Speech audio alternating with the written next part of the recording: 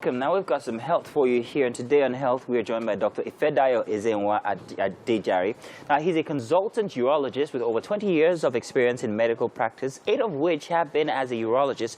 Now he joins us to talk about men's health and urology, the branch of medicine and physiology concerned with the function and also disorders of the urinary system. You are welcome, doctor.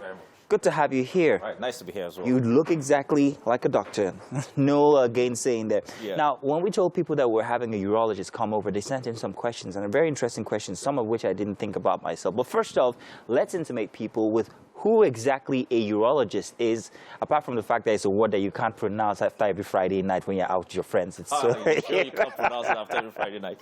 Anyway, so a urologist essentially is the doctor, a surgical specialist that deals with problems in the male genital tract and both male and female urinary system. Okay. Essentially, that's what a urologist Okay. is. But you're focused on men's health. Yeah, but we're just talking men's health. Yeah, okay. Fantastic. Why should men care about urology?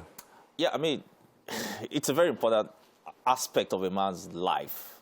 You know, sexual health, the urinary tract. Especially when men are getting older, some of these things begin to malfunction, ever more so. So it's very important. I mean, you see a lot of men with prostate issues, urinary problems. Unfortunately, quite a number also with prostate cancer, some with stones in the urinary tract, and you know, sexual problems, erectile dysfunction, and the like. And these things cause a lot of issues maritally, socially. The men have, I mean, the man who's incontinent is unable to hold his urine. Yeah. Yeah, you know, it's very embarrassing. Wow. Yeah. Is there a correlation between these problems and habit, especially in earlier life? Probably not. Most times, if there are habits, there are probably habits that have to do with things like smoking. Oh, really? Yeah, I mean, if you smoke heavily, you're putting yourself at risk of things like erectile dysfunction later on in life, because that affects the vessels in your body, your blood vessels, which is one of the risk factors for. Wow, that's an information people need to hear, because not every smoker out there knows that. That's very interesting. I've got a question here from people who sent these in. First off, they wanted to know about the term urology and also reproduction. They show up always in the same phrase. Sure. So that correlation, can you explain that to us? Yeah, so I mean, a lot of the work a urologist does has to do with reproductive health in men, sexual and reproductive health in men. I mean, we tend to see a lot of men with fertility issues, low sperm counts, who need help in evaluation and treatment of that problem. You also tend to see a lot of men with erectile dysfunction, premature ejaculation, and other sexual issues who, you know, you got to find out why they have these problems, help them treat it. As you know, these are real other room issues, the other room issues. Other room, not the kitchen. Yes, not the kitchen. The other room issues that lead to serious breakdown in communication between couples. So. Oh, wow. So it is important that men and women, of course, should get screenings often. When should they consider starting getting these screenings? And what are the ones available at Evercare, for instance? Yeah, so specifically now in urology, I think for men, the most important screening is to check for prostate cancer. We are Africans. There is a 1 in 4 risk of a man developing prostate cancer amongst blacks. What is prostate cancer exactly now? We hear it all the time, but I think the specific definition eludes us. So, I mean, it's straightforward. That's a cancer growing in a small organ in the urinary tract just below the bladder. It's very deep in the body. So, I mean, except somebody that examined you before, you would never know there's an organ called the prostate. What's the function of the prostate? It's just there to support reproduction. I mean, it produces fluid that's about 30% of what comes out as part of semen. You can remove it completely without affecting fertility potential, though that person is unable to naturally father a child afterwards. would need help with, treatment of all kinds. It being responsible for the fluid that actually helps disseminate semen. Wow. I was going to talk about screening. Let me know. Yo, please. We digress. Yeah, we digressed a bit. So, I mean, specifically, screening for prostate cancer is very important for men who are up to 50 and above. Yearly basis, you should get a PSA test, which is the blood test, which measures a protein produced by the prostate. And this blood test, we use it to assess the risk of finding prostate cancer in the particular individual. The other thing that you should do is to get a prostate examination, because you could find some men with normal PSA, for instance, who have abnormalities on their prostate that are suspicious for cancer.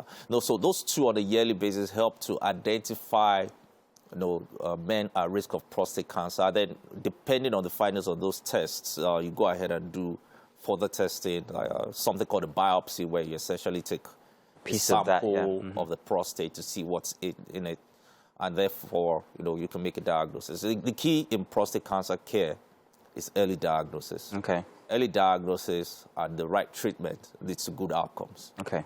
So you say it's important to start these screenings from when you're 50. Any younger? What if? Yeah, I mean, for younger men, for those especially who have high risk, if there's a positive family history, okay, or one or two or so more it's genetic. degree. Yeah, there's some genetic component to it. There's a positive family history in 2 or more first degree relatives, a brother, uncle, father. Those kind of men should actually screen early. I'll tell you, I've seen a couple, unfortunately, of men who develop prostate cancer, and I have seen one in his 30s and one in his 40s.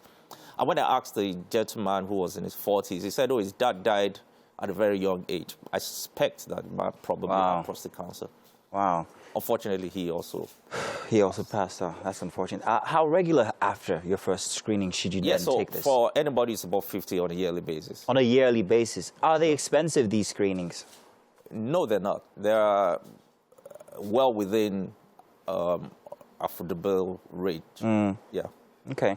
Now, so how can viewers actually take advantage now, seeing that they've heard this information and knowing how important it is, especially if you're a male? How can they take advantage? What do they need to do? Where do they need to go to get these screenings? So, I mean, I would advise every man to go see his doctor on a yearly basis, get a blood test, the PSA test, and a prostate examination. And if there's any concern, request a referral to a urologist to get that evaluated. At Evercare, do you have to pay for these first consultation? Yes. Yes, you do have to pay for. But it's inexpensive, like you said. It's well within an affordable range. So, what are you doing, doctors generally, now to make people more aware of this? Because this is something that not many people think about. I think there's too little advocacy about men's health issues. There's a lot of talk about breast. Pardon me, but I think it's very necessary. It should balance. Yeah, there's a lot of talk about breast cancer, which is very necessary, but very little talk about prostate cancer, for instance, just to give an example. And I mean, this is one of those things that we need to do to, improve the awareness.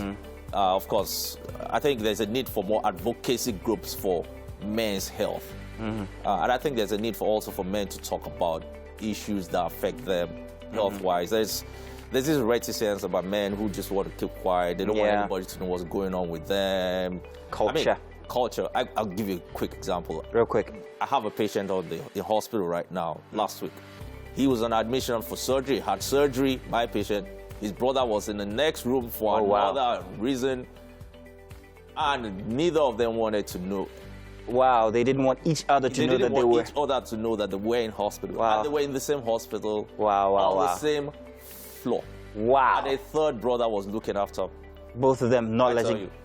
It's a very crazy drama regarding health. But if you're out there, you've heard from the good doctor himself, Dr. Ezenwa here. He's telling you guys, get yourself checked, especially on a yearly basis, especially past the age of 50 or even before, because there are men who actually have these problems from before then, and make it a yearly check. Thank you very much, Doctor, for coming through and letting us know about all of these. I mean, it's very, very important information, and we are fantastically glad, if there is such a phrase I could use, that you actually made this a platform to tell people about it. Yeah, my pleasure being here. And you too. All right, just hang on a second. Do stay tuned. Don't go anywhere, because we've got plenty coming your way. we've still got more than an hour on the show here today. Even if it seems like it's been a year since we've been on it, it's because of Mary, and we still have a discussion to go. We'll tell you about that one after.